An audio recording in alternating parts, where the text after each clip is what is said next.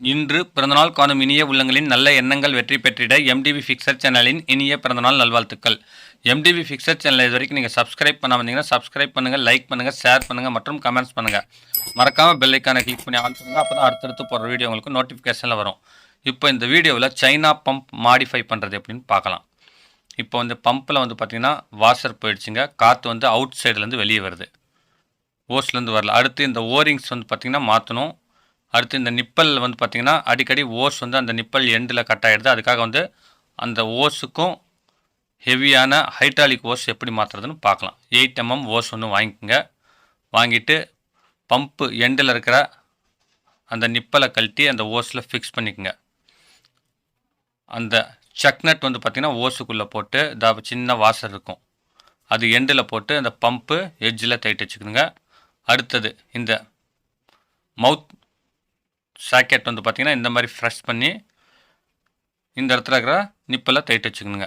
First 2 நிப்பலும் உள்ளே போட்டுட்டு அடுத்து இதை ஃபிக்ஸ் பண்ணிவிட்டு இப்போ இந்த ஓஸ் வந்து ரெடி பண்ணிக்கலாம். இது எவ்வளோ ஃப்ரெஷ்ஷாக வேணாலும் தாங்கும். பாருங்கள், நல்ல குவாலிட்டியானது, ஐஎஸ்ஐ குவாலிட்டி. ப்ளஸ் வந்து பார்த்திங்கன்னா புமேட்டிக் ஹைட்ராலிக் யூஸ் ஆகுது.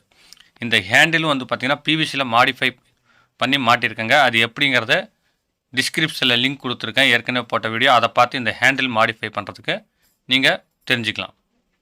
அடுத்தது இப்போ வாஷர், அதாவது வந்து பார்த்திங்கன்னா பம்பில் வந்து பார்த்திங்கன்னா நம்ம காற்று அடிக்கும் பொழுது இந்த வாஷர் வழியாக லீக்கேஜ் ஆகி வெளியே வருதுங்க. அதுக்கு என்ன பண்ணால் ஆட்டோமொபைலில் இந்த பம்ப் எடுத்துகிட்டு போய் காமிச்சிங்கன்னா அளவு பார்த்து இந்த வாஷர் தருவாங்க. இந்த வாஷர் இந்த இடத்துல டேமேஜ் ஆகிருக்கு. இந்த மாதிரி வந்து பார்த்திங்கன்னா ஒரு வாஷர் 5 ரூபான்னு சொல்லிட்டு நான் ஒரு 10 வாஷர் வாங்கிட்டு வந்து வச்சுருக்கேன்.